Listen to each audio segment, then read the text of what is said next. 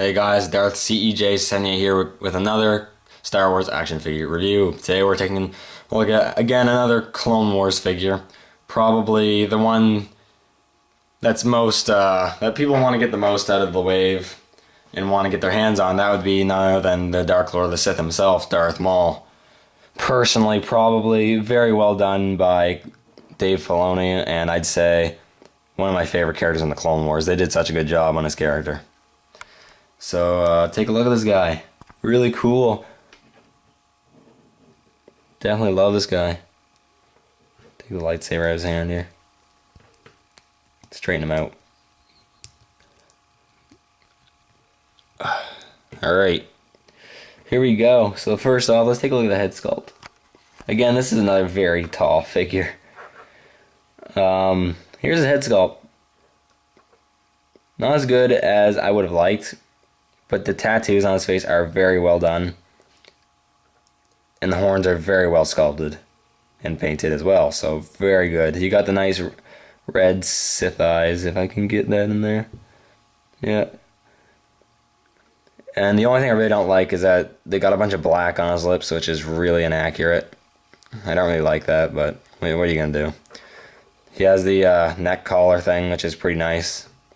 The tattoos on his torso on the back and on the front are very crisply done.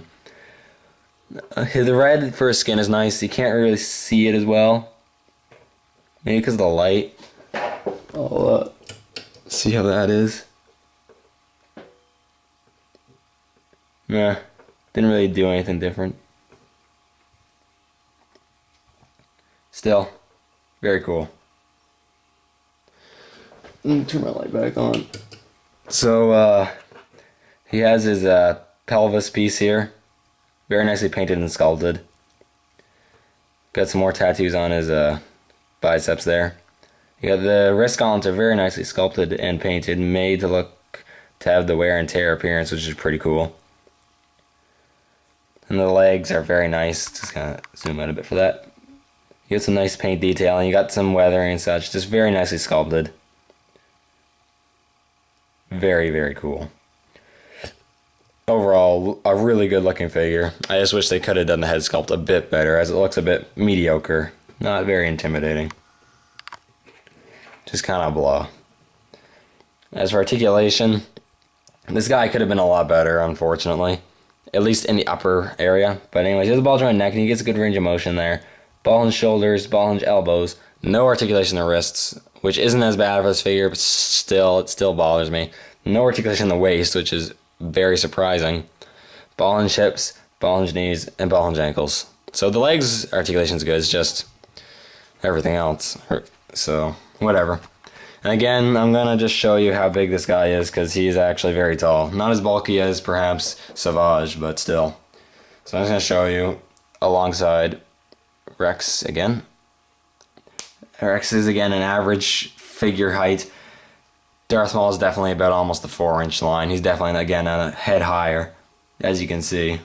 Very cool and very accurate, I have to say. And just put him up with Savage, his brother. Darth Maul, they're about the same height. I think Darth Maul maybe actually be a slightly taller than him. But not by much. But still very cool. As for accessories, he does come with his lightsabers. And I say lightsabers, yes. He comes with the double blade lightsaber thing. If you remember from my Vintage Collection Darth Maul review, Darth Maul from that had a double blade lightsaber that could split into two. If you want to see that video, you can definitely check out my channel for that. But he came with this lightsaber here. A very nicely sculpted hilt, let's say.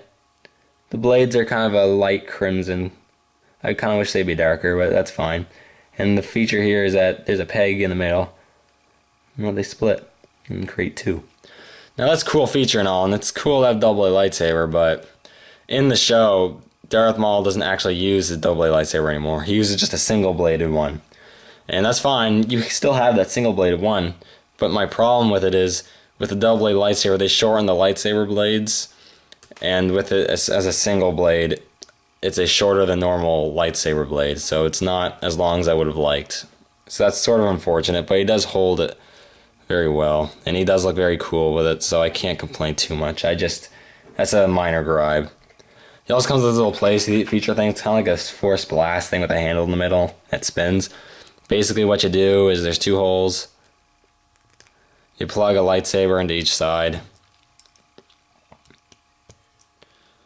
As you can see. Basically, you get him to hold it. And you spin it. It spins. Lightsaber spinning action. It's a fun little thing, I guess. Good for kids. I mean, I don't really care about it that much. I would have rathered a nicely sized lightsaber. But that's still fine. It's a bit gimmicky, but whatever. Overall, though, Darth Maul is definitely a really cool figure. Definitely like him a lot. Definitely can still get him in some good poses with his legs being so articulated. Just an absolute awesome figure. I really think that this guy is going to be in high demand, as the Visionaries one is expensive to get, so this is a way cheaper way to get your cyborg Darth Maul. And I really do like it. It is still, even though it has the articulation problems and not as good head sculpt as I would have liked, still a really cool figure. So I definitely recommend this guy to pretty much any Star Wars collector. He's a very unique addition to your collection, and definitely your Sith collection. So that's my review. Thank you for watching, and I'll see you all in the next video.